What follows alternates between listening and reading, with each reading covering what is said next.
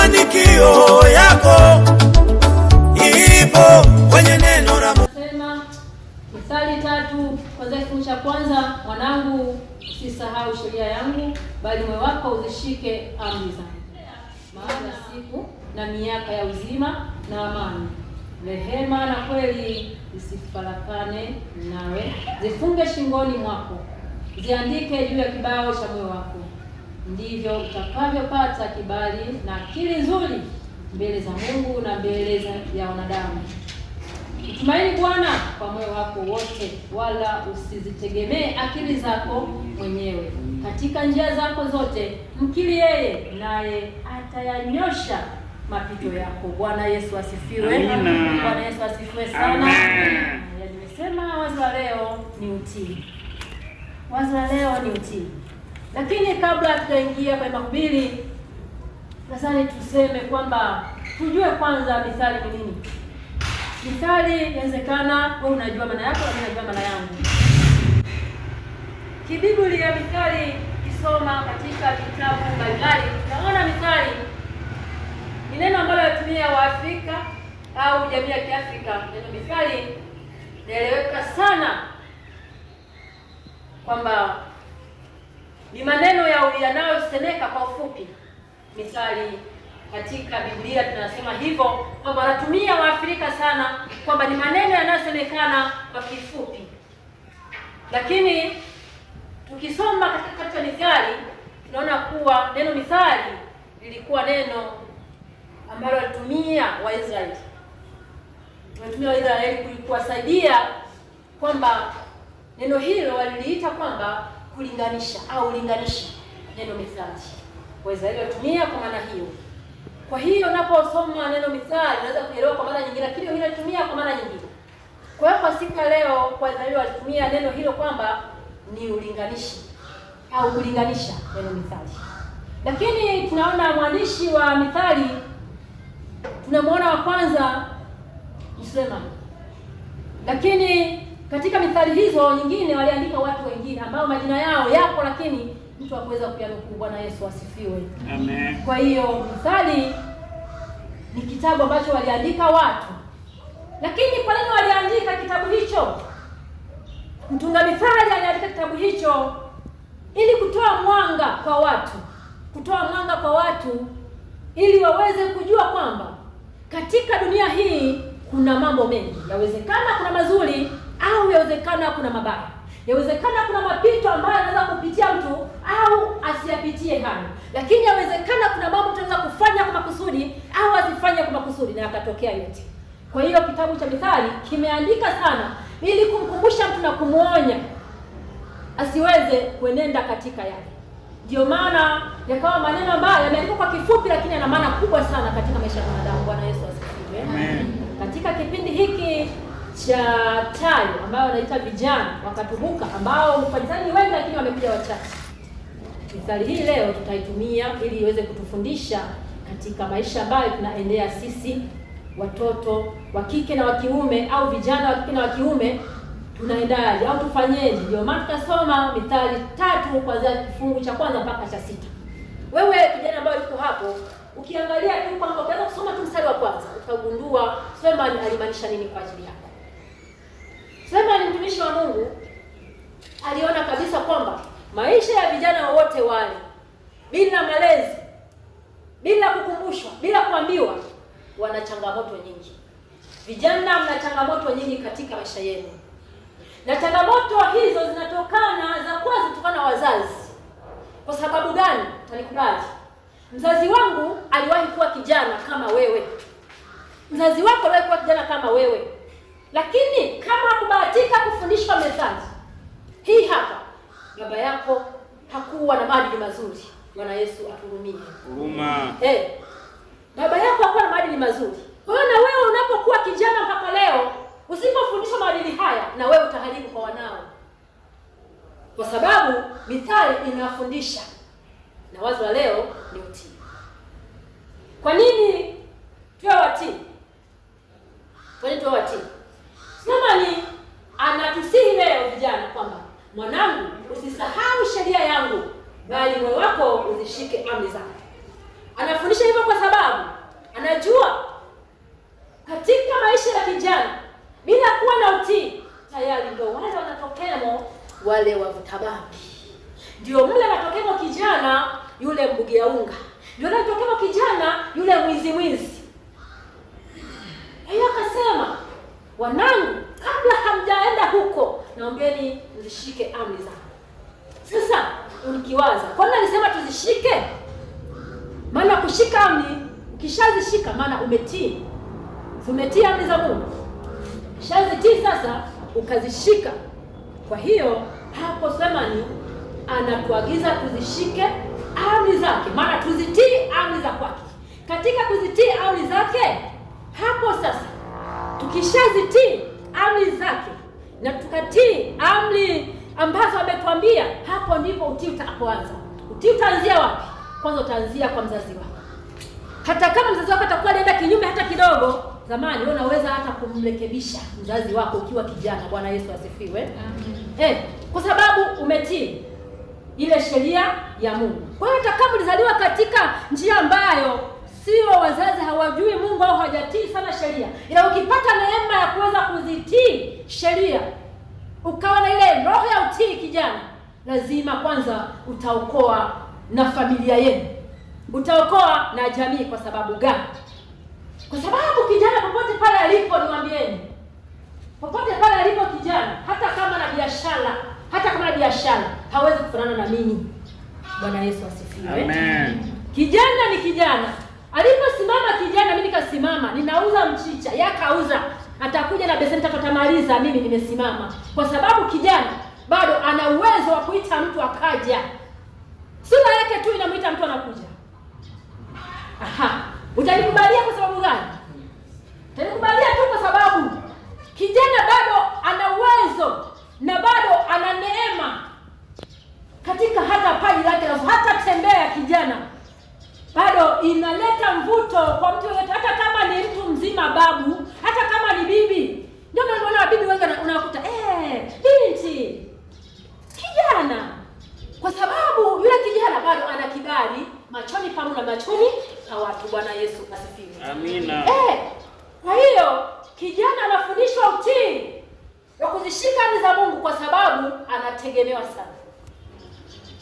Fikiria mama yako akuzae kwa mfano, alafu baada ya kucheza pambio kanisani au tunacheza disco, niambie Daudi atajisikiaje huyo mama yako? Atajisikiaje?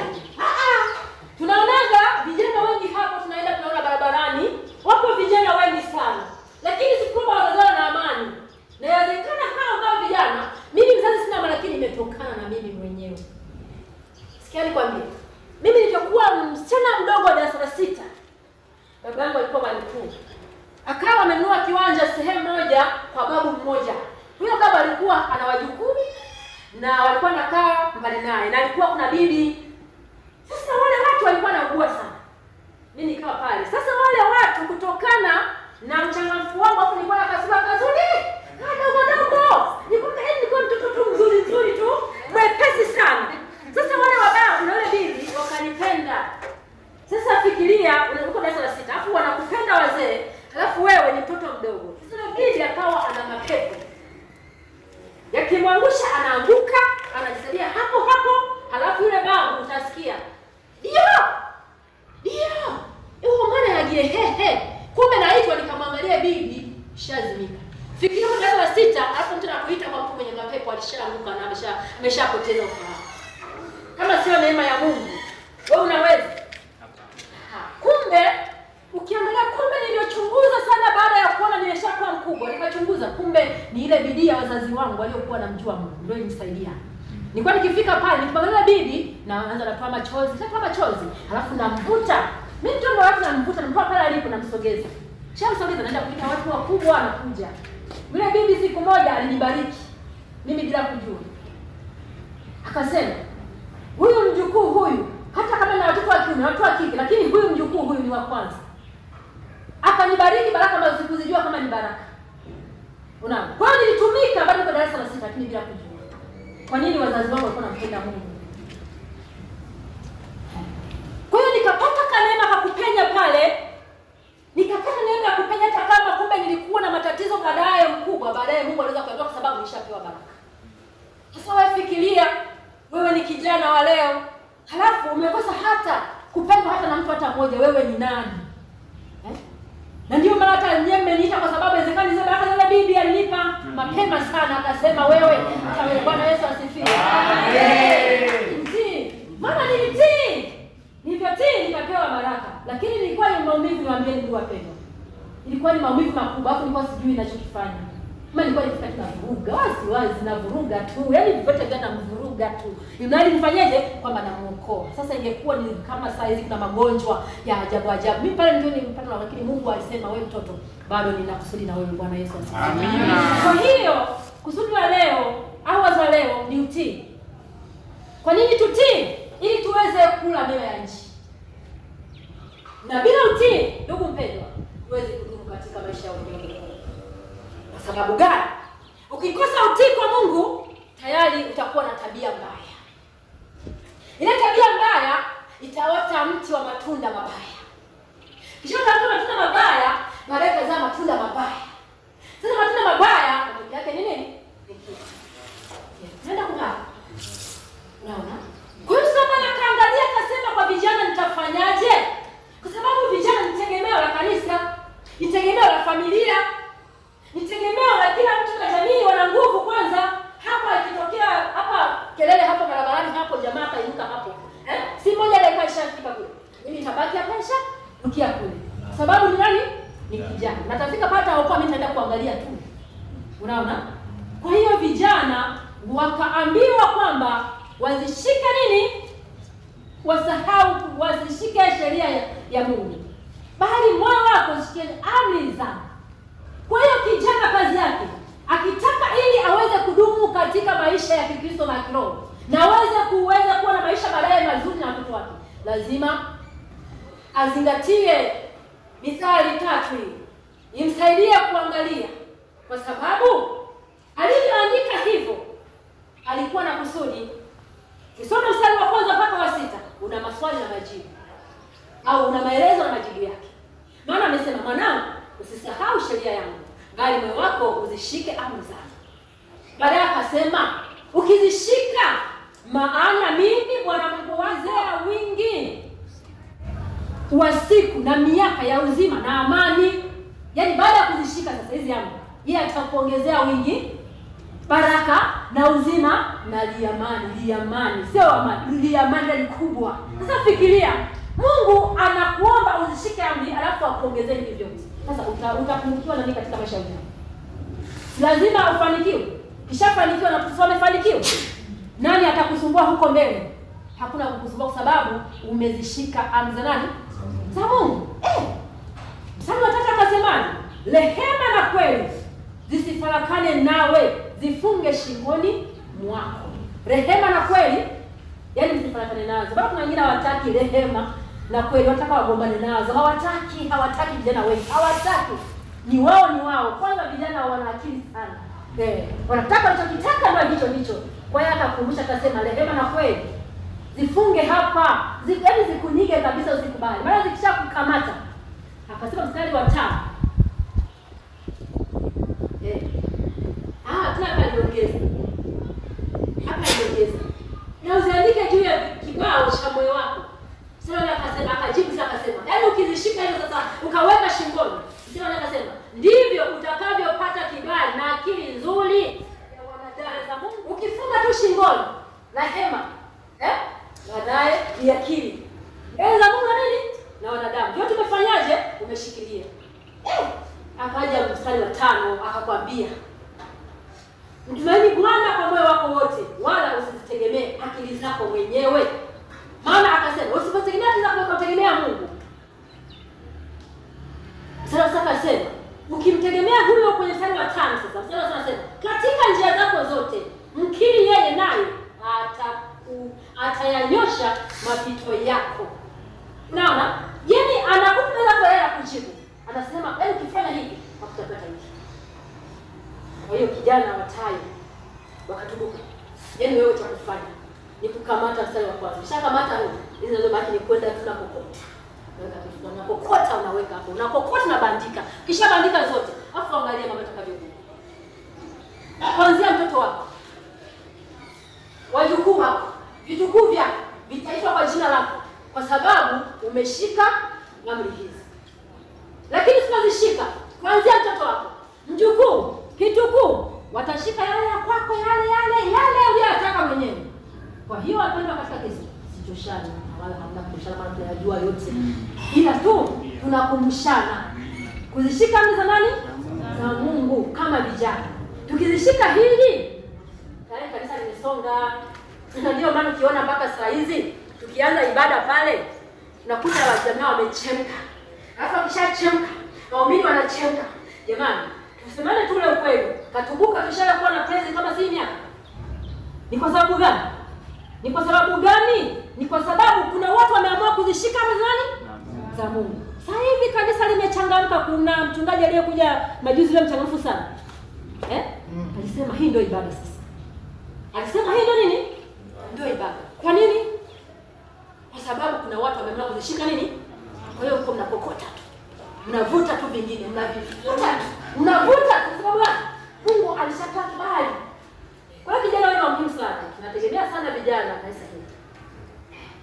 Na hakusema kwa vijana tu kwamba ameunganisha wote, sio kwamba kwa mabinti, sio wa baba. Kaunganisha hapa. Ni kushika tu, vya kwako vitakuja. Kila mtu anajua vya kwake hapa. Mimi anajua vya kwake, huyu anajua vya kwake, huyu anajua vya kwake. Sasa cha ajabu sasa kuna vijana ambao ni wa baba. Mimi bado kijana, bado na miaka 41. Kwa bado mingapi hapa? Bado nadai. Bado nadai. Kwa hiyo kuna wengine anakuwa jidharau. Anajidharau. Unakuta kwa mfano, sasa jidharau sasa ameona ameshaolewa. Hata kuvaa sketi kama yenye bana anashindwa kwamba ameshaolewa, anakuwa mchafu. Anakuwa mchafu, hata hataki kuvaa nguo nzuri sababu alishaolewa. Kama kuna kijana yuko huko alishaolewa, hebu jipende. Jipende. Hata mimi na miaka bado najikaza kidogo. Nikija bila vijana na sio mbaya sana. Sio mbaya sana. Kwa hiyo jikubali kwanza, kwa sababu Mungu amekukubali. Umeamua kubebesha vitu vizito katika mikaji. Ili ndio ukienda navyo uweze kufanyaje? Wako mbele. Ndio maana mimi mpaka saa hizi nilienda navyo. Nakataa kwani? Nani anakataa? Mimi ndio navyo kwa sababu sasa hivi niko nasonga tu. Viko vinakuja na kokota. Na kokota tunakokota. Kwa sababu gani? Nilienda navyo. Bwana Yesu asifiwe. Amen. Nijitahidi tuende na wakati, tukikomboa wakati uliopo, ili shetani asitupige ngwala tukashindwa kuweza kukomboa wakati. Nilijitahidi kukomboa wakati, Mungu akanibariki. Mpaka sasa niko naendelea na kokota kidogo. Mpaka miaka mimi ijayo nitakuwa nishakokota vingi sana. Na wewe tamani kukokota ili kusaidia katika maisha yako. Bwana Yesu. Amen. Ukishakokota utaitwa heri. Watu wataitwa heri, wajukuu heri, ndugu heri kwa sababu yako. Ndio maana tumesimama hivi kwa sababu tuna amani katika Kristo. Bwana Yesu asifiwe. Amen. Mungu alibariki neno lake kwa jina la Baba na Mwana na Roho Mtakatifu. Amen.